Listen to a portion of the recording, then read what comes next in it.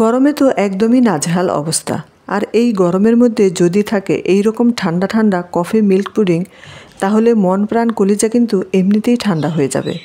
আসসালামু আলাইকুম, welcome to Ayesha's kitchen. গরমের মধ্যে আমরা সবাই চেষ্টা করি একটু ঠান্ডা ডেজার্ট কিছু খাওয়ার, আর সেটা যদি হয় এতটাই মজাদার আর দেখতে যদি হয় এতটাই লোভনীয়, তাহলে সবাই খুবই পছন্দ করে খাবে। একটা প্যানে নিয়ে নিচ্ছি 2 কাপ পানি, অ্যাড করছি 1/3 কাপ চিনি। যেহেতু এখানে কোনো দুধ দিব না, তাই এই জেলোটা খেতে যেন তিতা না লাগে, তাই চিনির পরিমাণটা একটু বাড়িয়ে দিয়েছি। তবে আপনারা আপনাদের পছন্দ অনুযায়ী আরও কমিয়ে বা বাড়িয়ে অ্যাডজাস্ট করে নিতে পারবেন। এখন দিয়ে দিচ্ছি 1 চা চামচ কফি পাউডার। এখানে যে কোনো ব্র্যান্ডের কফি আপনারা দিতে পারবেন। আমি কিন্তু চুলাটা এখনও অন করিনি। এখন দিয়ে দিব 1 চা চামচ আগার আগার পাউডার। যে কোনো তরল খাবার বা ডেজার্ট জমানোর জন্য কিন্তু এই আগার আগার পাউডারটা ব্যবহার করা হয়। এটা আপনারা যে কোনো সুপার শপেই পেয়ে যাবেন। চুলাটাকে অন করে দিয়েছি আর অনবরত নেড়েচেড়ে জাল করে নেব কিছুক্ষণ। তবে অনেক বেশি সময় ধরে জাল করে নেওয়া যাবে না। 2 থেকে 3টা বলক চলে আসলেই আমি চুলাটাকে বন্ধ করে দেব। এর চেয়ে বেশি জাল করলে কিন্তু এই মিশ্রণটা অনেক বেশি ঘন হয়ে যাবে।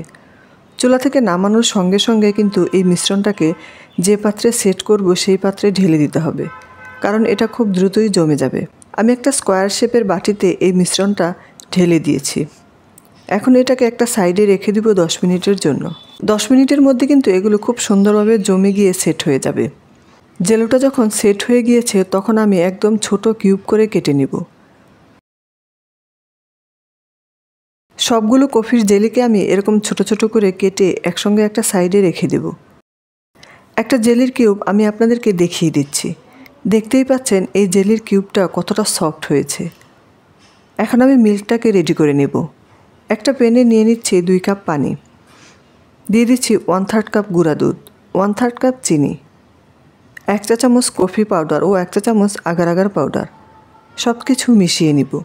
এই পর্যায়ে চুলাটা অন করে দিচ্ছি। এখন অনবরত নাড়তে থাকতে হবে। যেহেতু এখানে গুঁড়া দুধ দিয়েছি, তাই এই মিশ্রণটা খুব সহজেই জমাট বেঁধে যেতে পারে। তাই শুরু থেকে শেষ পর্যন্ত অনবরত নাড়াচাড়া করতে হবে। দুধটা জাল করা হয়ে গিয়েছে।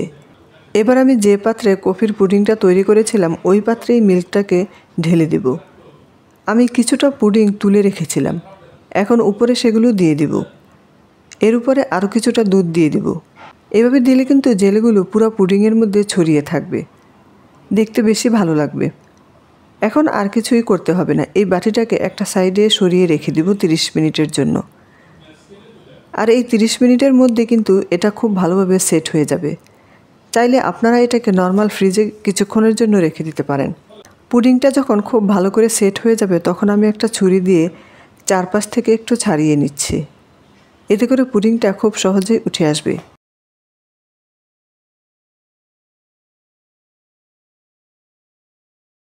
এবার আমি আপনাদেরকে কেটে দেখাচ্ছি যে এটা দেখতে কতটা লোভনীয় হয়েছে। কেটে নেওয়ার পরেই কিন্তু এর আসল লুকটা বের হয়ে আসবে। আমি একটা স্লাইস আপনাদের দেখিয়ে দিচ্ছি। কফি লাভারদের তো এটা খুবই পছন্দ হবে। প্রচণ্ড গরমে অবশ্যই এই রিফ্রেশিং কলিজা ঠান্ডা করা কফি মিল্ক পুডিংটা একবার হলেও বানিয়ে দেখবেন। আশা করছি আমার আজকের রেসিপিটা আপনাদের কাছে ভালো লেগেছে আর সহজও লেগেছে। আজকে তাহলে এ পর্যন্তই। সবাই অনেক বেশি ভালো থাকবেন, সুস্থ থাকবেন। সবাই সবার জন্য দোয়া করবেন। আল্লাহ হাফেজ।